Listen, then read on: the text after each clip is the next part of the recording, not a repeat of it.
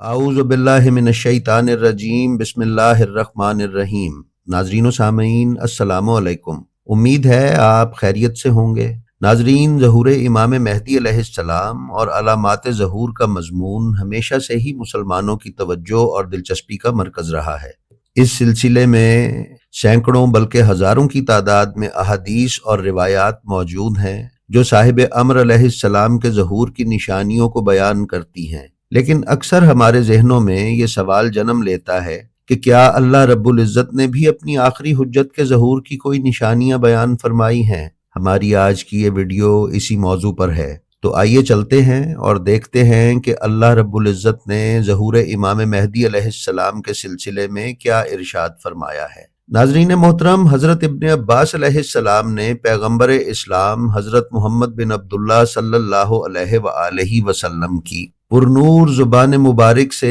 یہ حدیث نقل کی ہے، جس میں حضرت صاحب الامر علیہ السلام کے عالمی قیام کے بارے میں چند نشانیوں کو بڑی وضاحت کے ساتھ بیان کیا گیا ہے۔ ناظرین محترم، یہ حدیث کتاب اثبات الہدا کی جلد نمبر 7 کے صفحہ نمبر 390 اور 91 پر درج ہے۔ حضرت عبداللہ ابن عباس فرماتے ہیں کہ شب معراج رسول اکرم صلی اللہ علیہ وآلہ وسلم کو چند اہم باتوں کی وحی کی گئی، جن کے بارے میں جناب امیر المومنین علی علیہ السلام اور ان کے بعد آنے والے ائمہ طاہرین سلام اللہ علیہم کو خبر دینا ضروری تھا۔ لہٰذا رسول اکرم صلی اللہ علیہ وآلہ وسلم نے فرمایا کہ خدا نے آخری امام کے لیے چند نشانیاں بیان فرمائیں کہ عیسیٰ ابن مریم ان کے پیچھے نماز ادا کریں گے، وہ زمین کو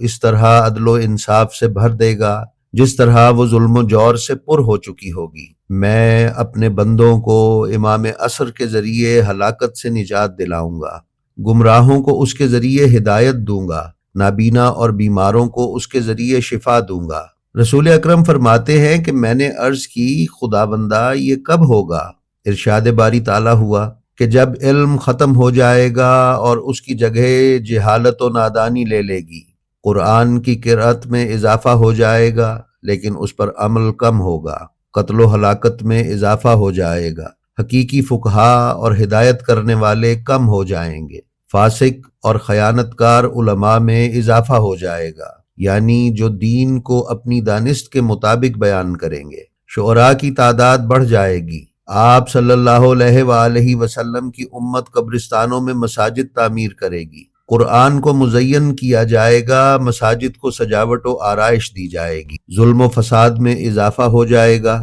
منکرات ظاہر ہو جائیں گے، آپ کی امت غلط کاموں کا حکم دے گی، آپ کے پیروکار اچھائیوں سے منع کریں گے، مرد مردوں پر ہی اکتفا کریں گے اور عورت عورت پر اکتفا کرے گی، یعنی امت ہم جنس پرستی کا شکار ہوگی۔ حکمران کافر ہو جائیں گے، حکمرانوں کے ساتھی گنہگار ہوں گے، حکمرانوں کے ساتھی ستمگر ہوں گے، ان میں سے صاحبان نظر فاسق افراد ہوں گے۔ 3 خسف یعنی زمین میں دھنس جانا دنیا میں واقع ہوں گے، ایک خسف مشرق میں، دوسرا خسف مغرب میں اور تیسرا خسف جزیرۃ العرب میں ہوگا۔ آپ صلی اللہ علیہ وآلہ وسلم کی ذریت میں ایک شخص یعنی کسی سید کے ہاتھوں بصرہ تباہ ہوگا، جس کی تباہی زنگی جاری رکھیں گے۔ امام حسین کی اولاد میں سے ایک شخص قیام کرے گا، دجال کا ظہور اور سجستان سے اس کا ظہور، اور پھر سفیانی کا خروج۔ ناظرین محترم، جیسا کہ میں نے عرض کیا کہ یہ وہ علامات ظہور ہیں جو اللہ رب العزت نے نبی اکرم صلی اللہ علیہ وآلہ وسلم کو معراج پر بیان فرمائیں۔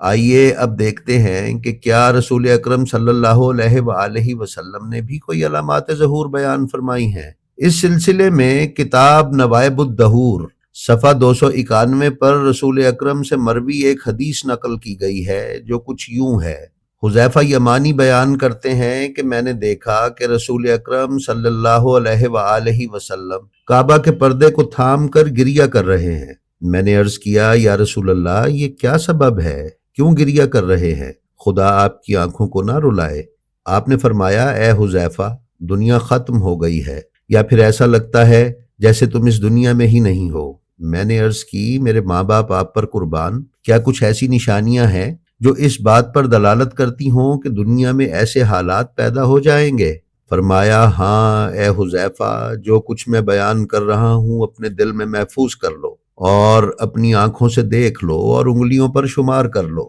جب میری امت نماز کو ضائع کرنے لگے گی، شہوات کی پیروی کرنے لگے، لوگوں کے درمیان خیانت بڑھ جائے گی، امانت اور امانت داری میں کمی واقع ہو جائے گی، نشہ آور مشروبات استعمال ہونے لگیں گے، فضا میں تاریکی چھا جائے گی، خشک سالی کی بنا پر کنووں اور نہروں میں پانی کم ہو جائے گا، آسمان اور یہ عظیم فضا غبار آلودہ ہو جائے گی، زمینی اور فضائی راستوں میں امن و امان ختم ہو جائے گا، لوگ ایک دوسرے کو برا بھلا کہنے لگیں گے، خاندان فساد کی بنیاد پر تباہ ہو جائیں گے، لوگ اس قدر تجملات یعنی فیشن میں گرفتار ہو جائیں گے کہ قناعت اور میانہ روی بھلا دی جائے گی، معاشرے کے افراد ایک دوسرے سے بدبین ہو جائیں گے اور بدگمانی اور عدم اعتمادی معاشرے پر سایہ فگن ہو جائے گی، دنیا کے سال پست اور ذلیل ہو جائیں گے، درختوں کی کاشت میں اضافہ ہوگا لیکن محصولات میں کمی واقع ہوگی،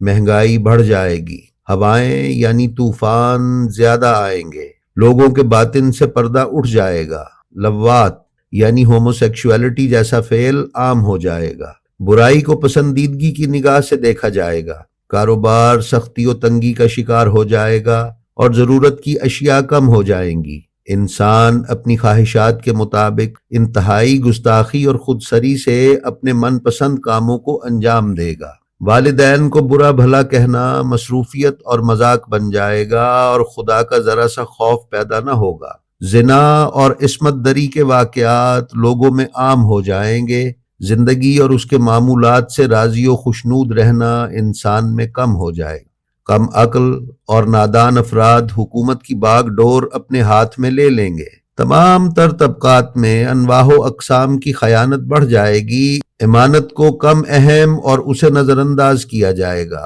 اور امانت دار افراد بہت کم ہوں گے، لوگ اپنے کردار اور اپنے کاموں کی خود تعریف کریں گے، نادان افراد اپنی نادانیوں کے باعث مشہور ہوں گے، لوگ اپنے گھروں کو سجائیں گے اور اس کی دیواروں کو زینت دیں گے، محلوں اور گھروں کو اونچا تعمیر کیا جائے گا، باطل کو حق کے لباس میں پیش کیا جائے گا، جھوٹ کو برائی نہ سمجھا جائے گا، یہاں تک کہ اسے سچائی کا لبادہ پہنا دیا جائے گا، اگر کوئی اپنے کام میں سچا ہوگا تو اسے کمزور سمجھا جائے گا، ایک دوسرے کو برا بھلا کہنا اور پست و ذلیل سمجھنا عقل مندی کی دلیل ہوگا، گمراہی و کجروی کو ہدایت کے مترادف سمجھا جائے گا، خاموشی کو بے وقوفی گردانا جائے گا، اگر کوئی دانشور اپنے علم کے ذریعے اور معاشرے کے مفادات کے بارے میں بات کرے گا تو اسے جاہل اور لا علم کہا جائے گا، حذیفہ نشانیاں بے شمار ہوں گی جو پے در پے ظاہر ہوں گی، بلا تحقیق اور حقیقت سے دور باتیں کی جائیں گی، معاشرہ موت کے چکر میں گھرا رہے گا،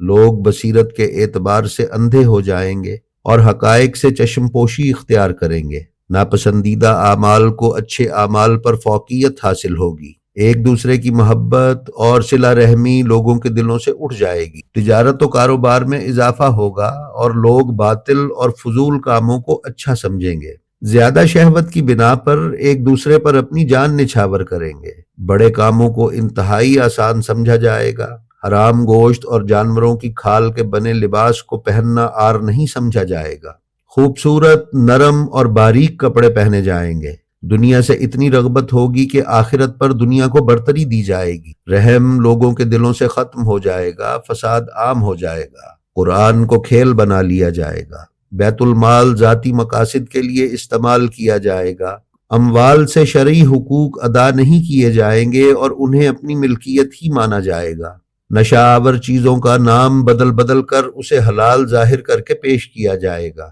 زکوٰۃ کی ادائیگی میں خیانت ہوگی، سود کو خرید و فروخت اور جگہ کے کرائے کے نام پر مقروض سے طلب کیا جائے گا، فسق و فجور میں مرد عورتوں کے اور عورتیں عورتوں کے شانہ بشانہ کردار ادا کریں گے، خدا کی نافرمانی پر فخر و مباحات کیا جائے گا، لوگوں کے دل غرور اور تکبر سے پر ہو جائیں گے، بادشاہوں میں ظلم و جور جبکہ رعایا میں نادانی ظاہر ہو جائے گی، ایسے حالات میں دیندار اپنا دین اٹھا کر چل پڑے گا اور کبھی اس سمت تو کبھی اس سمت، کبھی پہاڑ کی اس چوٹی پر کبھی اس چوٹی پر، پھر ایک درے اور پھر دوسرے درے میں پھرتا رہے گا تاکہ اس کا دین سلامت رہے۔ اسلام کا صرف نام رہ جائے گا اور قرآن صرف رسم بن کر رہ جائے گا۔ لوگ قرآن کی تلاوت کریں گے لیکن ان کے حلق سے نیچے نہیں اترے گا۔ خدائی وعدے لوگوں کے درمیان عمل ہوتے نظر نہ آئیں گے، نہ خدا کا خوف ہوگا، نہ اس کی یاد ہوگی، نہ ہی قرآن کے ناسخ و منسوخ کی خبر ہوگی۔ ایسے حالات میں مسجد آباد ہوگی مگر ان کے دل تقوی و ایمان سے خالی ہوں گے۔